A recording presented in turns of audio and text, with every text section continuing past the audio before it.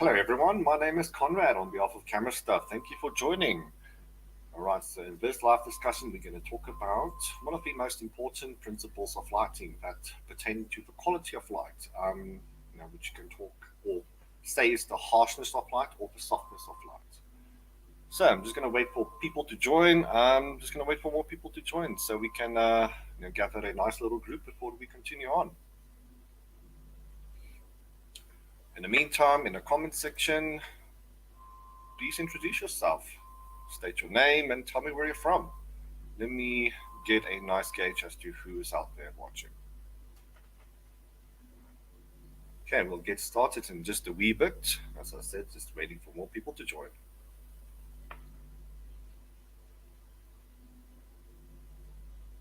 All right, so I'm just going to give it about 50 more seconds.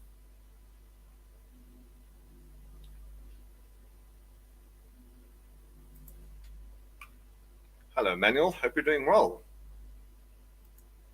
Okay, as a reminder, if you're commenting from a Facebook group, your name doesn't show up. All right, so just state your name as well. But evening, Mr. Facebook user.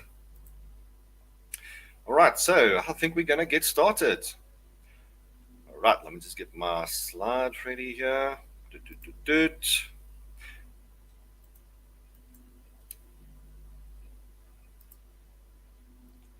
Hello, Ivy. Hope you're doing well from Pretoria North. Okay, so before we get started, I want to ask you a question. So just to be a little bit more interactive, should I say, I want you to kind of imagine what you would use hard or soft light for. So for what objects, what themes, for what concepts, etc., etc. So kind of picture what hard light looks like and what that may be good for, and the same for soft light as well. So you can just pop that in the comment section, and we can go through all of that at the end. Okay, so there's a little ticket at the bottom there. So just give me, what you would think hard light and soft light would be good for. Just pop that in the comments, and right at the end, I'm just going to go through all of it, and just to see what your answers were like. All right, so let's get started. All right, so today we're going to chat about one of the most important principles of lighting, the quality of light, specifically pertaining to hard and soft light. Now, we do say the quality of light, but that doesn't mean that one is better than the other one. It all depends on what is the best match for what you are doing. In this chat, I'm going to show you the differences between hard and soft light. Furthermore, I'm going to show you how to create hard and soft light and what all of that may be good for. So the first topic of discussion is the differences between hard and soft light. All right, so on slide here, with hard light, we get a strong contrast of light, so a clear indication as to where light starts to lose its intensity and where the shadows begin, in a manner of speaking. The shadow's edge is clearly defined and visible, and quite sharp as well. The same can be said of the cast shadow. Now, the cast shadow is the shadow created by the object itself. That is also well refined and quite edgy. And a topic that we love to dread in lighting is that of the hotspots or the highlights. So that would be the shiny bits on the object itself. So if you're taking photos of people, it can create a bit of an impression of an oily or shiny skin. Soft light, on the other hand, shows a smooth transition between the light and the shadow areas.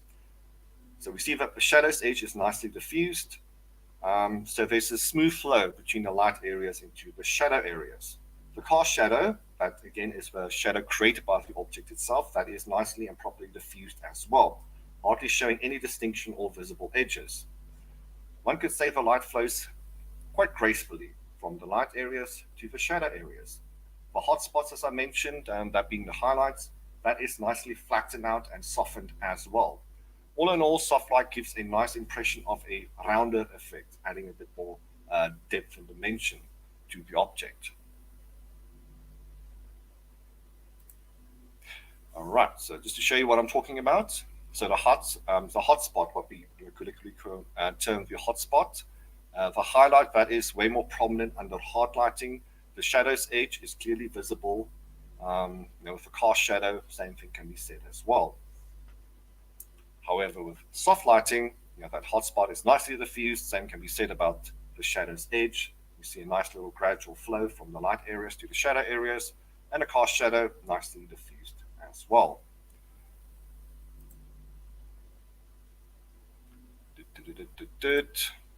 All right, so let's get some human faces here. So here are two examples of the same model using both hard light and soft light.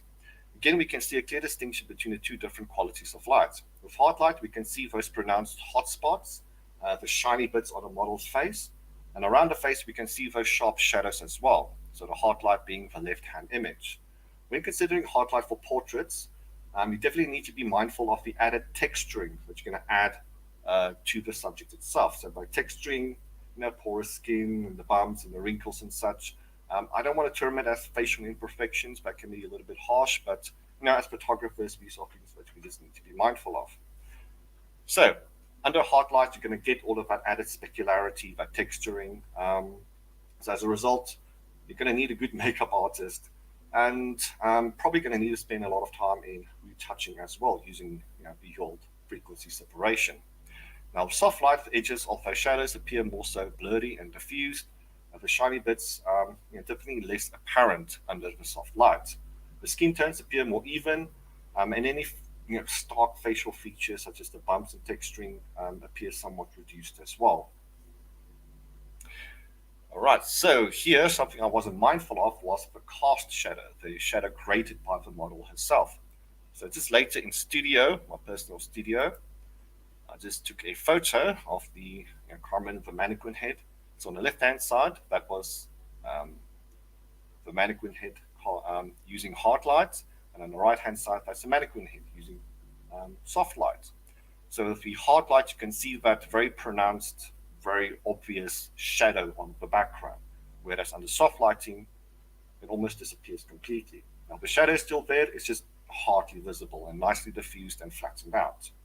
So definitely with hard light, you're going to be mindful, or need to be mindful of that cast shadow on the background. A nice and simple way of getting rid of that shadow would be to use soft light. All right, so I'm just going to go into Photoshop, if you don't mind, a little bit of bip. Still getting used to all of these features. Share screen.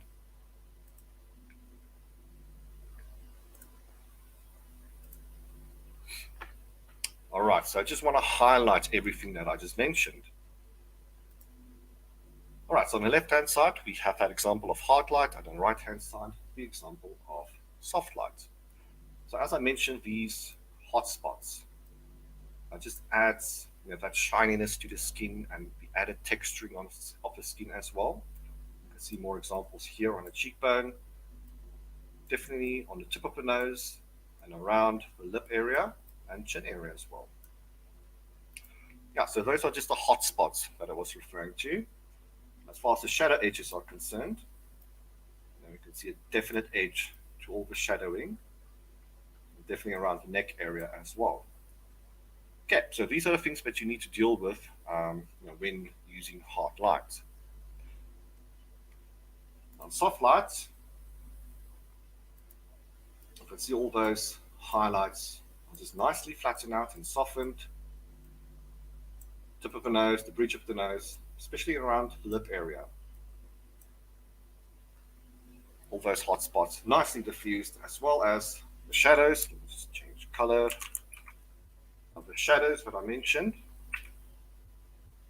Also nicely softened out. Again, here specifically around the neck area. Okay. So if you have any other further questions, please do so ask so in the comment section. Okay, but hopefully you have a good idea as to what hard light and soft light looks like. So key areas to look out for would be the hot spots, the shiny bits to a person's skin or whatever object you're shooting, the harsh shadows, be clearly defined edgy shadows. That's definitely something you're going to get under hard light, whereas with soft light, we're just going to blur everything. It's going to be nicely diffused, a smooth transition between the light areas and the darker areas, in other words, the shadows, and the highlights nicely flattened and diffused as well. All right, so I made a bit of a mistake here. I should have created a new layer, but no worry, I have it saved up elsewhere. All right, so to get back to my slideshow. All right, so you may be asking, how do you create hard and soft lights?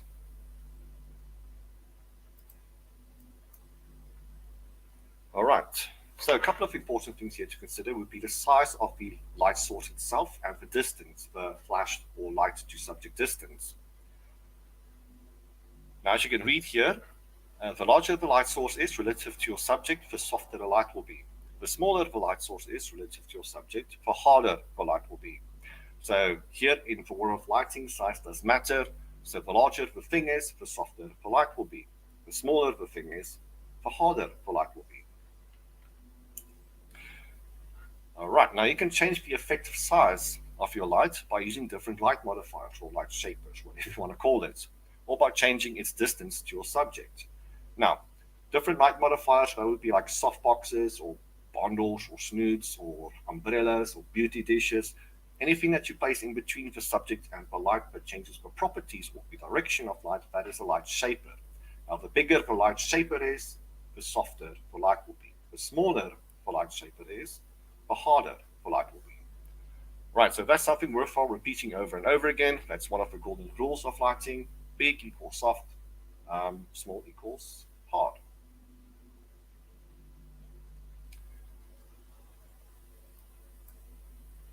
All right, so when using a bare flash, what we like to call bare bulb lighting, so that is a flash or a speed light or LED that has nothing attached to it. So basically using it bare as is, then you're utilizing only the size of the flash tube or flash head itself. Now the flash tube is about 8 centimeters wide, and the flash head, the speed light's flash head, is about the size of a credit card. Now because it's so small, you're going to get a relatively hard light. However, once attaching a light modifier to it, for example a softbox, you're expanding the size of that light to the size of the light modifier, or softbox in this instance. So here, what we can see as an example, you have effectively multiplied the size of the light 10 times. Okay, so the bigger the thing, the softer the light is going to be. So if you use bare bulb lighting or smaller light modifiers, you're going to get a hard light with it. So a question pertaining to what softbox you may need to buy, well, the obvious answer here is the bigger the thing is, the softer the light is going to be. All right, so as a side note, you may have come across these smaller flash diffusers or Tupperware domes, as we like to call them, or little cloth socks that you attach directly to your flash head. Now, the marketing or product descriptions may state that all of these things will soften the light quite considerably. Now, that's not true, because the flash diffuser and the Tupperware bowl, whatever you want to call it, doesn't really expand the size of the light itself. So you're not going to get super duper soft lighting out of any of these. So typically how these things are used is that you bounce them off a wall or a ceiling. Now, when you bounce light off a wall or the ceiling, the light will expand to the size of the wall and the ceiling, and that will create a bigger light source, thus a softer light as well. So when using these outdoors, and if you aim it directly at your subject, model, whatever, it's not going to make a dramatic difference whatsoever, because the flash diffuser is no bigger or hardly any bigger than the flash itself.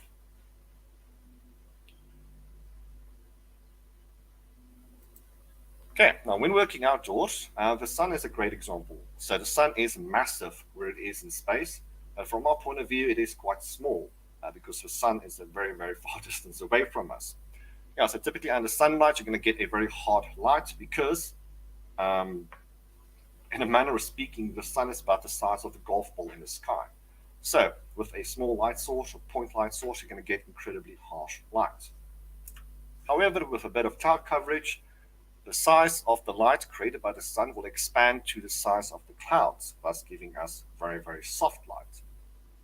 Yeah, so one can say that the clouds are nature's own softbox. Because why? Well, it expands the size of the light. All right, so just to go back to my model, I'm going to show you what I used in these two examples. So on the left-hand side, that was this bare bulb, so nothing attached to the strobe whatsoever. On a side note, if you're interested, that's the Godox MS300. This is a standard AC strobe.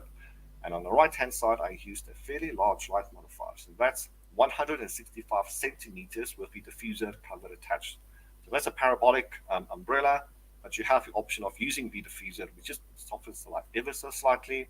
But because to start off with, it's a very, very big light modifier, it does soften the light quite substantially. Okay, so that's one thing to think about for the time being is the size of the light itself. The bigger the thing is, the softer the light's going to be.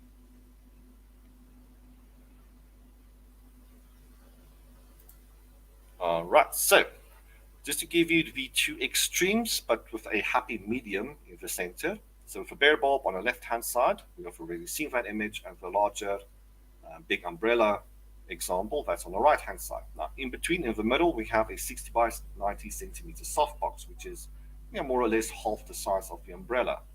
So I think the softbox, the 60 by 90 softbox, did a very good job softening the light.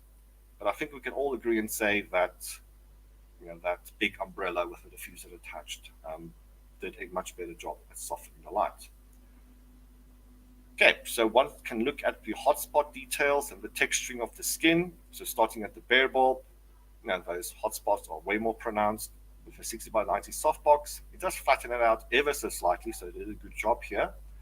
But as I said, with a bigger light modifier, 165 centimeters, that did, just did a much better job.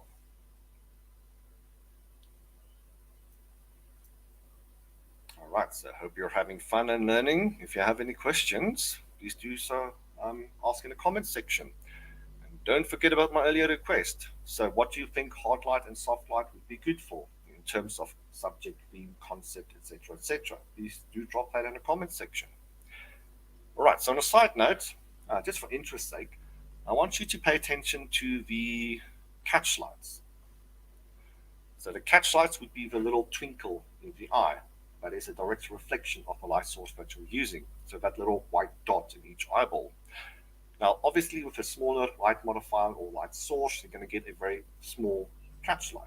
But when you use a big light modifier, you're going to get a very substantially larger catch light. All right, so the catch light is a very effective storytelling tool. You'll find that in many animations and movies. You're going to probably pay a lot of attention to it now. In particular, Disney animations just pay attention to the heroes and the villains, the differences between catch lights between all of these different characters. Now, for smaller catch light, that just adds a more intense, sterner, and more focused look. One can call it a little bit more villainous. Whereas with a larger catch light, that will create a gentler, soft-hearted look and stare. So typically associated with cuteness, if one can call it that, a bit of romance, etc., etc. All right, so just on a side note, I just wanted to point it out. So it's one of my favorite topics, the catch light. So you can have a lot of fun with the catch light in itself to create a bit of extra drama or exploring whatever theme you want to create.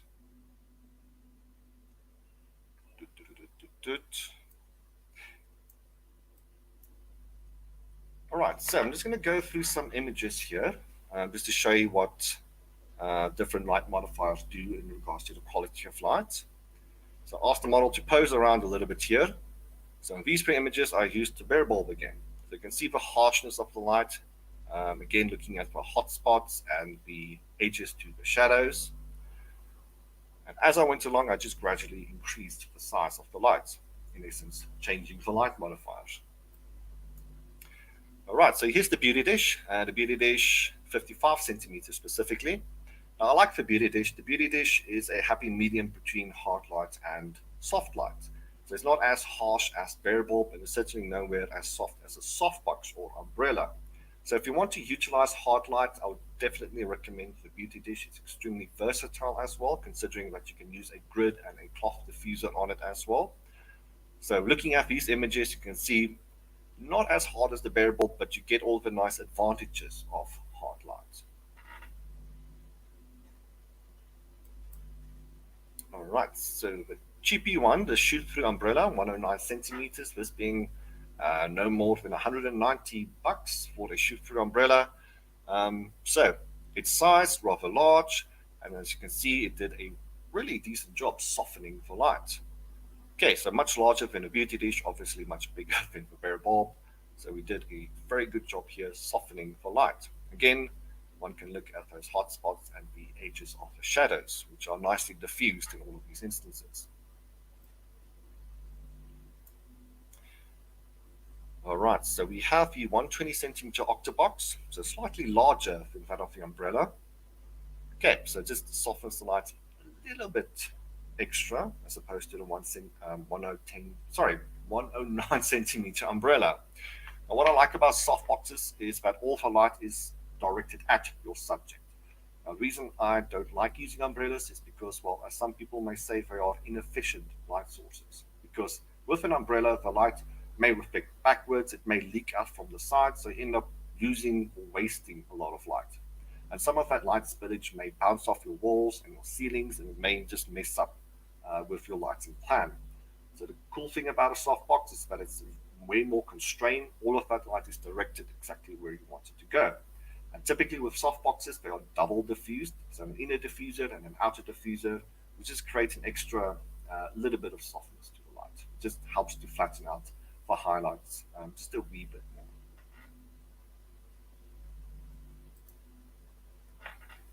All right, so something that is steadily becoming my favorite light modifier is that big umbrella. It's the Godox 165 centimeter parabolic umbrella. In this case, I used the diffuser with it as well.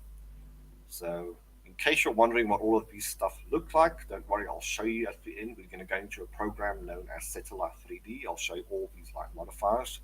But here, yeah, the proof's in the pudding. The larger light modifier just helps to create that super duper soft lighting.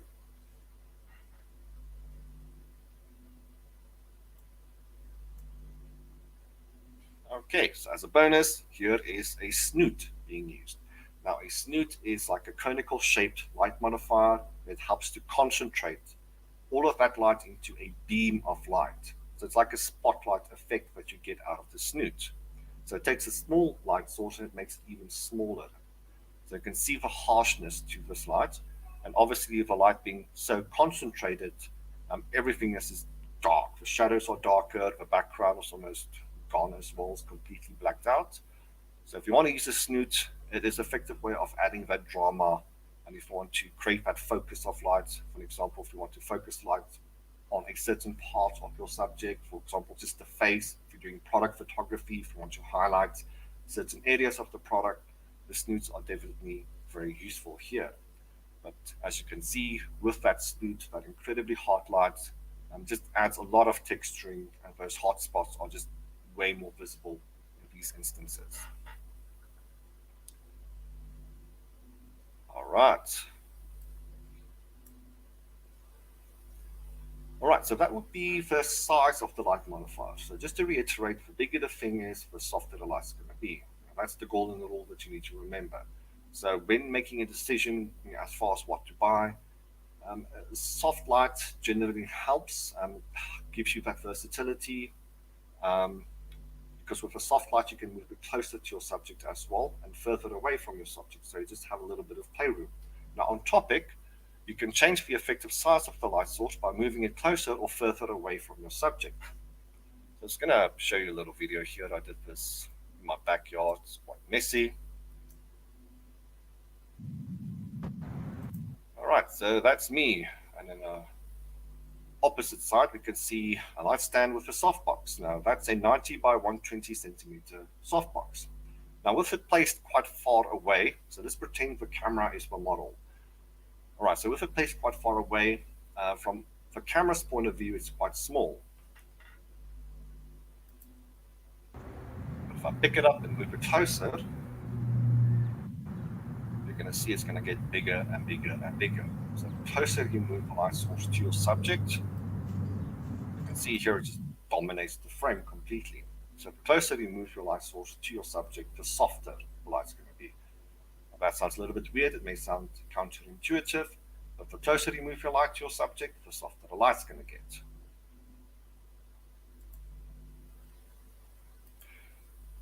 Okay, so just to reiterate, with the light source moved away from your subject, it's going to increase the harshness of the light.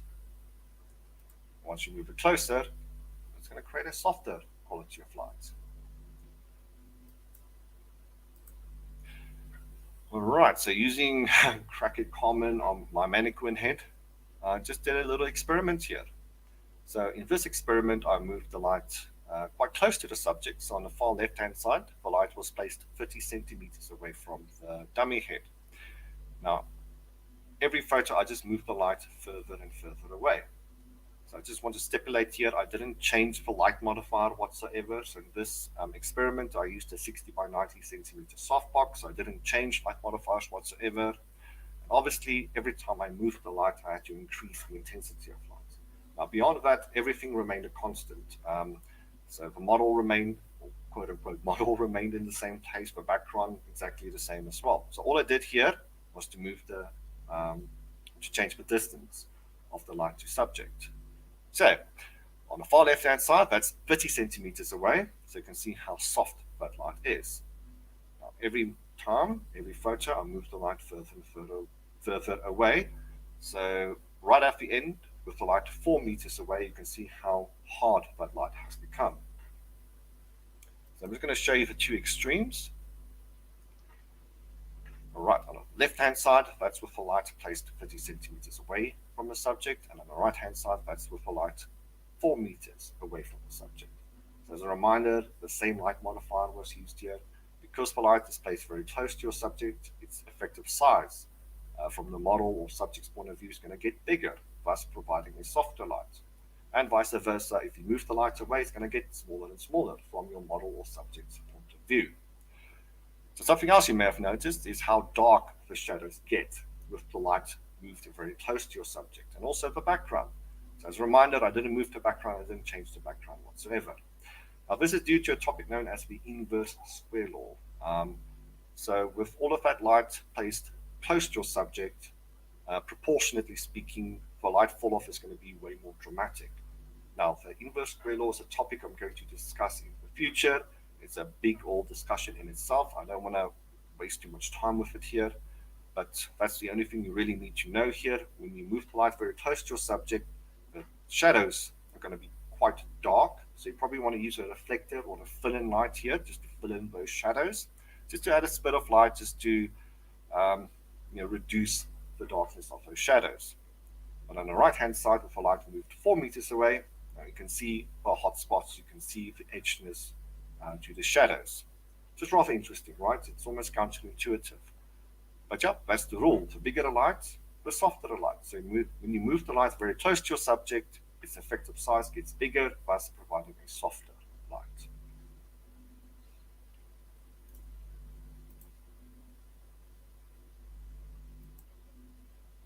All right, so again, I'm going to ask you guys, I see there's a whole bunch of you. So when to use soft light and hard light? So for what instances, examples, subject, themes, concepts do you think hard light or soft light would be good for? So I want you guys to get involved, answer in the comment section. In the meantime, I'm just going to mumble on a little bit. All right, so when to use soft light or hard light, one can explore its the practical reasons and the thematic reasons. So for hard light, practical reasons would be for added texturing. So if you want to brag about the texturing or when taking photos of, let's say, older people, you want to brag about the wrinkles and the lines and whatnot. And a bit of a harder light may just bring all of that to life. It also adds emphasis to angularity. What I mean by that, sharp lines. So if you have a model with a strong jawline and strong cheekbones, the hard light just adds a bit of emphasis to all of that as well. Typically with hard light, the margin of error is very small, so you need to be quite precise with your lighting.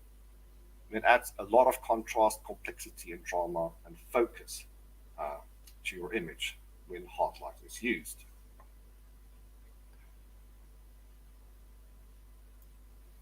All right, so practical reasons for soft light. Now, if I'm doing a photo booth on a day and I don't know who I'm taking photos of, I may take photos of 100 people. I know soft light is generally flattering, so it makes people look good. So it's also way more forgiving to work with. The margin of error is much, much wider, and as discussed already, it does reduce texturing quite well.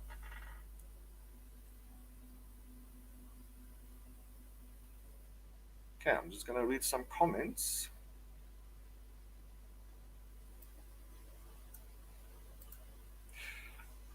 All right, I see a bunch coming in. All right, I'll cover these in a little bit. All right, so thematic reasons for hard light. Now we can talk about people personalities here. So you get people with hard personalities and soft personalities. So one might imagine that soft light and hard light, well, in the instance of hard light, that will complement someone with a harder, tough as nails personality. Whereas with a softer personality, soft light would be a great match for that as well. So thematic reasons, if you want to add a little bit of grittiness, something that's unyielding, focused, powerful, if you want to add that intensity, definitely hard light for thematic reasons would be a great choice there. Now, thematic reasons for soft light, that's for softer personalities. If you want to create a bit of a romantic, innocent, something a little bit happy, subdued, mellow, and content, soft light does do an incredible job there too. Okay, so that's something that we as photographers have to decide on, what we are taking photos of, what will be a good match. I personally say there's no such thing as bad light, but there's something known as badly used light. That is when the light doesn't quite match the theme or the concept of what you're doing. However, as photographers, we have opportunities to contrast the subject as well. Now, a topic I like to talk about would be that of bikers. Now, bikers are often stereotyped as being hard as nails, um, very tough personalities. But having met a lot of bikers in my life, some of them have hearts of gold, really. So if you want to explore the softer side of bikers, you can definitely use a soft light. But it's very important that your subject kind of acts the part as well. Choosing the right type of light, that's only half the battle. Making sure that your subject, model, whatever, is also conducive to whatever you're doing, that's also very important. And when it comes to hard lights, I see a comment here already. Soft light typically used for babies and kids. That's a very good point. Yeah, kids have a very innocent, soft nature to them. Maybe not the naughty ones, but typically with newborn babies, yes, hard light probably does feel like a bit of a mismatch. So you definitely want to utilize soft light there because babies with the softer personalities and innocent nature. All right, so characters of a male, for instance, use hard light. Soft light will work better for beauty lighting. Very good answer there. So with beauty lighting, yes, you do reduce the texturing. It's very flattering. The soft light provides a bit of a glow as well, so great for beauty lighting. Um, Probably a semi-soft light, I would say, is also great. You know, you can use a beauty dish for there as well. So again, something I mentioned about models having strong cheekbones, very strong jawlines. The hard light will just help to emphasize the angularity of the person's face as well.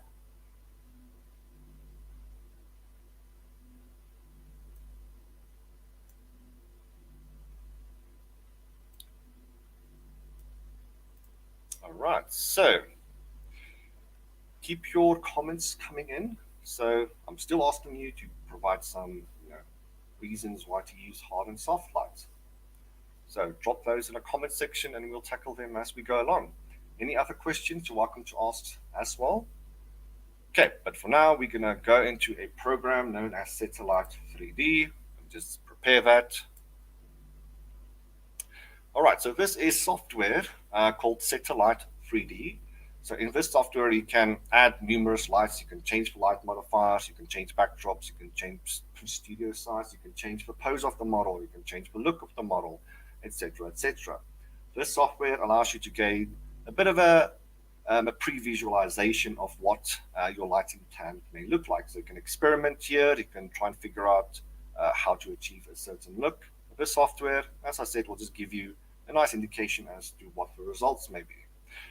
All right, so the link is provided in the comments. So it's one of the first ones I shared. Yeah, so it's there. If you use the code Camerastuff, you'll get a 15% discount. Now, it's quite an expensive price, about 2,000 odd rand for the pro version, but it's incredibly useful. As I said, if you want to pre-visualize a lighting plan, etc., etc. All right, so I'm just going to go through, yeah, experiment a little bit just to see what I can do in terms of soft lighting and hard lighting. All right, so I have the one light source set up here. Yeah, so that's a bare bulb with a reflective dish attached to it. And as you can see on the right-hand side, how harsh that lighting is. So the edge of the shadows, very sharp, and we can see the added texturing and contrast and hot spots on the model's skin as well.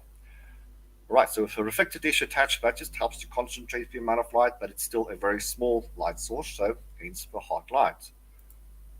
So with this program, I can change light modifiers. So I can go from small all the way to big. So I have plenty of options available here. So I have different softboxes, different sizes and shapes. I have beauty dishes, parabolic umbrellas, other strip boxes, softboxes, etc. So I'm just going to go from one extreme to another extreme. I'm going to select Octabox. So typically with Octabox, it does rob a little bit of light. So the light will be reduced because of the number of diffuser panels. So I'm just going to increase the light a wee bit. I think that's good. And you can see the instant softening of the light. Okay, just to show you the two extreme ends there. So small light going to hard light. All I did was to change the light modifier, specifically going to a larger light modifier.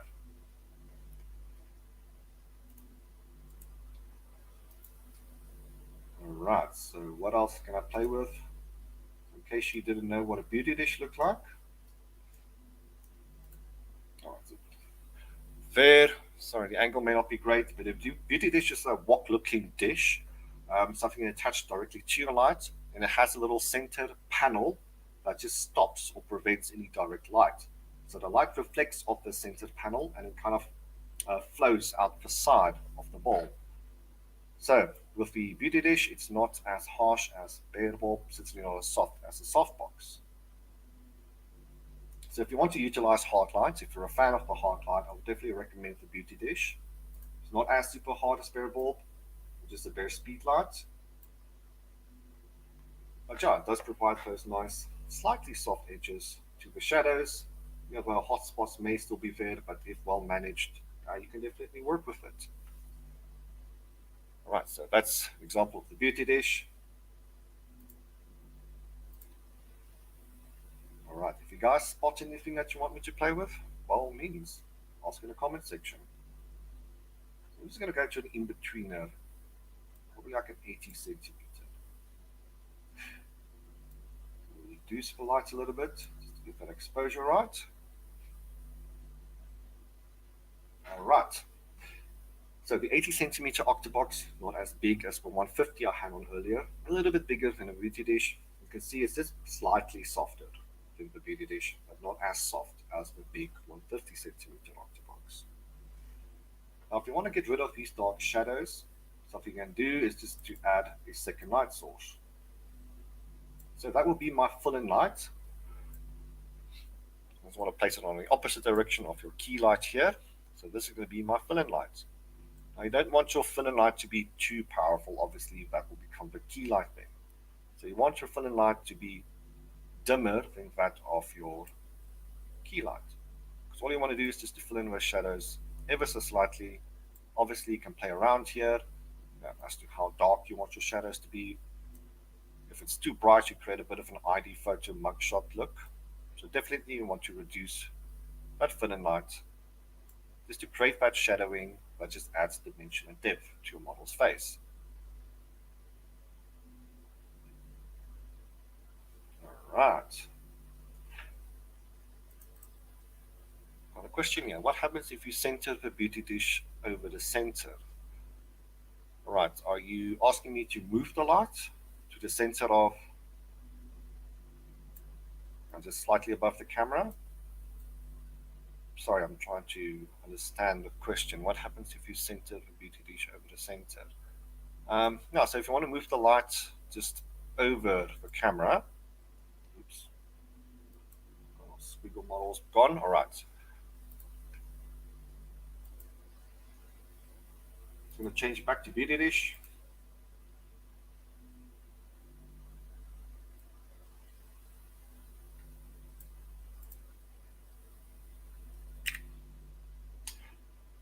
All right, that's what you're asking. So you just want to move the beauty dish to the center, almost over camera. At this point, you most likely need to use a boom stand just to get the light stand out of the way. So the boom stand, just a horizontal bar that just gets everything away from the camera and out of the frame, obviously, as well. All right, so if the beauty dish is placed centered, you're now creating a lighting technique known as butterfly lighting. I just had to raise this. All right, so the shadow underneath the nose, that does resemble the shape of a butterfly, hence butterfly lighting. Now, this is a topic I'm definitely going to discuss in future, the placement of the light. So you may have heard of lighting techniques known as butterfly lighting, Rembrandt lighting, loop lighting, side lighting, broad lighting, short lighting, etc., etc. That's definitely going to be a next topic. Yeah, that's definitely worthwhile exploring. All of that relates to the placement of the light itself. Okay, now so with butterfly lighting here, it does add some nice shadows underneath the cheekbones, underneath the bottom lip as well. Some nice shadows just underneath the brows as well. So this creates an almost naturally makeup applied look. So we have that contouring to the person's face. Now this is typically used for beauty lighting as well. It's a very popular lighting technique for beauty lighting. Typically used on people with more so symmetrical faces. Now most of us have one big eye and one small eye. If you're going to use butterfly lighting with this pose, it's probably not going to be the best looking if you're a person with an asymmetrical face, but people with more so symmetrical faces, yeah, this is a wonderful type of light to use. And you probably want to fill in those shadows as well. So typically what people do is they add a reflector from the bottom.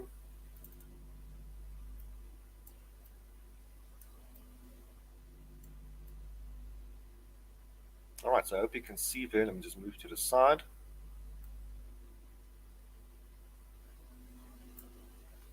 All right, yeah. So typically people use a reflector from the bottom just to fill in those shadows a wee bit. Now, this is known as camshell lighting or paramount lighting. So with the butterfly light in place, in the manner of speaking, with that fill-in light provided, a reflector, you can use a second light source as well. This is known as clamshell lighting or paramount lighting. So a very popular technique to use as far as beauty lighting is concerned. All right, so you can change the color of the reflector here. So I've added a bit of a orange tone to my subject. Yeah, so I can just change to silver and it just neutralizes the color of the light. All right, yeah, so that's going to be a future topic, and we're going to explore that way more in depth concerning the placement of the light. So if you're interested to know about all of these lighting techniques, Rembrandt lighting, broad lighting, short lighting, etc., etc., I'm going to use this program. I'll shoot in studio as well, just to show you where you need to place the lights relative to your subject to achieve the different lighting effects, and also reasons why we may want to do this. Okay, so I'm just going to move that light to the side again, get rid of my reflector. Wouldn't that be wonderful in studio if you can just press delete and things just disappear instead of everything just clogging the studio the whole time? All right, so it's going to place that light where it was, more or less.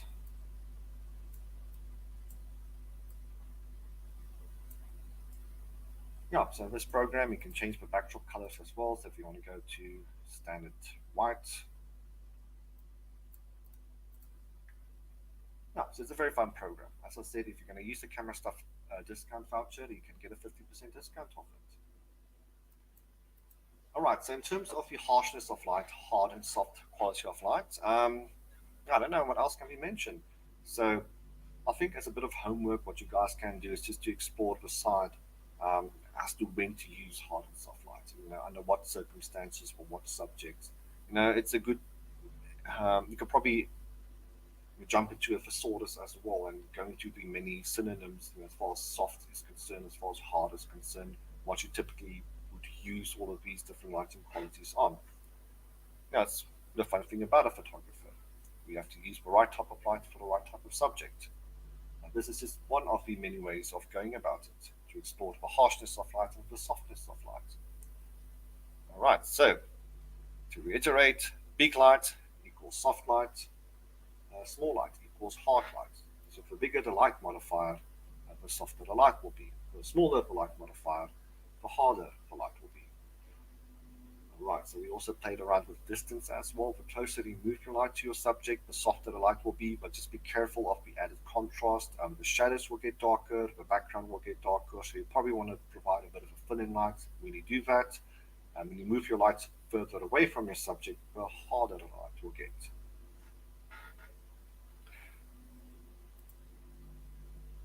All right, so I don't know if you guys want me to play around with something else in here, because I think that's pretty much the end of my discussion. So hopefully you got a good indication as to what hard and soft light, what that looks like, and how to achieve it. Yeah, so all you really need to think about is the size of the light itself. And I can change the effective size by changing the size of the light modifier, or shape, whatever you want to call it. Bigger softbox equals softer light, smaller softbox equals harder light. And obviously, that's not the only light modifiers out there. The same applies to umbrellas as well, beauty dishes, bundle snoots, etc., etc. The smaller the thing, harder the light will be. The bigger the thing, the softer the light will be. Now, I find myself repeating that very often because it's very worthwhile remembering. So, as far as the quality of light is concerned, you have your options as to when and how to use it, but that's up to you as a photographer. It all depends on what you want to create. So, as a guide, for softer personalities, soft light works very well. For harder personalities, harder light works very well as well. Hard light adds some contrast and helps to add a bit of definition to angularity as well. So that pertaining to the sharp lines of a person's face. So if you have a person with a strong jawline, strong cheekbones, got a very Adonis-looking face, if you want to call it that, hard light does work brilliantly for that. But if you want to add a bit of softness, a bit more flattering light, definitely aim towards the larger light modifiers. So, a comment that was brought up in regards to babies and kids, soft light definitely works there. Harder light on babies and childs, probably not a great match. But hey, you can take everything that I just said and throw it in a bin. Obviously, you are the photographer, you are in charge of your own domain. Hopefully, all of this just provided a bit of a foundation to work with, so you can go out there and explore your own ways of doing things. All right, so I think that's it from my side. So I'm going to draw up some diagrams. I'm going to use all of the images that I created in Studio. I'm going to yeah, create a Camerastuff article out of all of it. So if you're not uh, still not certain as to where the light needs to be placed or what light modifiers I need to be, what needs to be used, definitely I'll create an article and I'll just explain it further detail. Right, so yeah, just keep an eyeball out for that. All right, so I think that's it from me. Yeah, Conrad from Camerastuff signing off. Hope you learned quite a lot. As a reminder, you can still watch this after the live has ended, so it's available on YouTube. It will be available on Facebook as well, but probably best to go to YouTube. You can still drop your questions here, even after the live, and we will get to answer all of those promptly or as promptly as possible. All right, okay. So, as I said, hope you learned a lot. That's it from my side, Conrad. Signing off. Hope you have a pleasant night further. As I have to find a button. Where's my mouse pointer? It's the tragedy of using multiple screens. You don't know where your mouse pointer. Ah, there it is. All right. Okay, for reals now. Cheers. Bye bye.